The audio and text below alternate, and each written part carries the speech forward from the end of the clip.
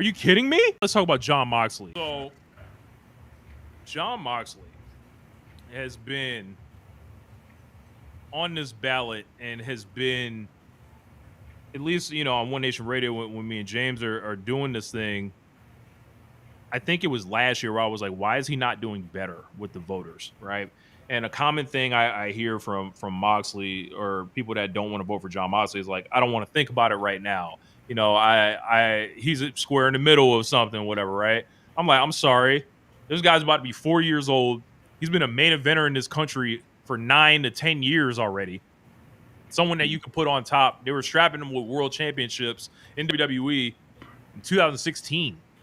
So, like, he's had so many quality years in WWE. He's had quality years outside of WWE, in AEW. And this is almost a reverse of the Punk and Cody thing, where AEW is not helping Jon Moxley, just like it's not helping Mercedes Moné. So, like, for me, I saw this, right, in him being, I think, up to 36% now, right? 32%, up from 20. 32 still feels too low to me. When I'm looking at him and I'm looking at Zack Sabre Jr., I know they're in different regions, right? But Zack Sabre Jr. is at 49%, but Jon Moxley is at 32%? Are you kidding me? Like, Jon Moxley, you can make a work candidate for him. Like, you can make a work case, or excuse me, a work candidacy for him. Because you would think he's the guy that people think Seth Rollins is. People think Seth Rollins is the quote-unquote the great worker amongst like the Shield guys. It's actually Moxley, but he doesn't come in the traditional packaging of, the top guy or any, or he doesn't come in the traditional packaging of like the top worker or somebody like that. Moxley just got his 10th 5-star match in the Observer newsletter. Now, what the Observer newsletter star ratings means to you may be one thing and may be another, right? But we're talking about the Observer Hall of Fame. If we can't reference the star ratings here, we can't ever do it, right? He's also a Flair Thez winner. 2-time Flair Thez with an outside shot at a third, right? Wrestler of the Decade contender this decade, right? Now, like, this guy has been somebody that they've depended on when people fuck shit up. They've went with him in times where they wanted things to go well. I didn't love all the Death Rider stuff, especially at the beginning.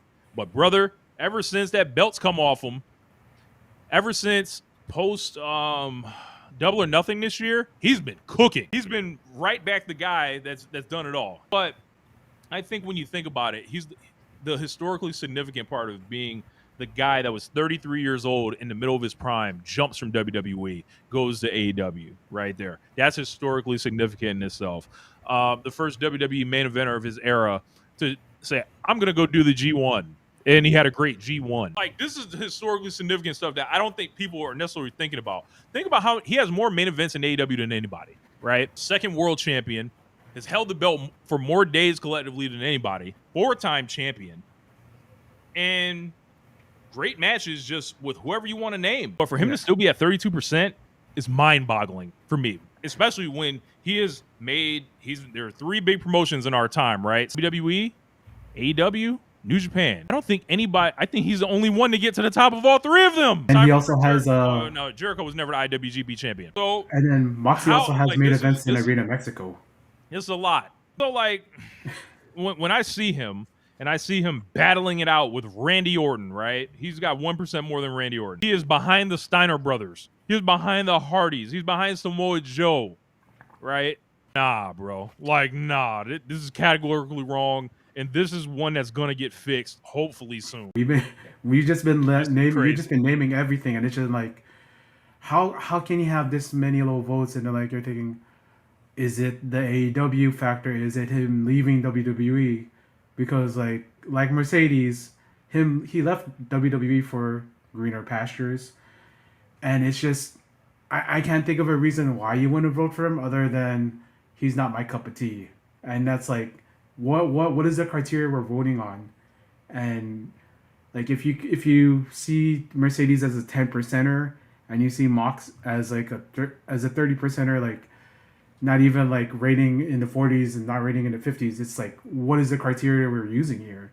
It doesn't like calculate for me, because everything that Mox has done is everything that's been that's been that you use as criteria to be in the Hall of Fame, and being a two-time Flair Thez winner, like you would think that's a boost for a guy, and he's only 30%. Like, come on. It's really bad in his case, I think, just because you think about how hard it was to make wrestlers that people cared about post John Cena being a main eventer. Moxley was somebody that broke all the rules. When you needed like how that song go with Dr. Dre, like when your album sales wasn't doing too good, who the doctor they told you to go see? Like when Roman Reigns' crowd reactions wasn't doing too good, who did they put him with?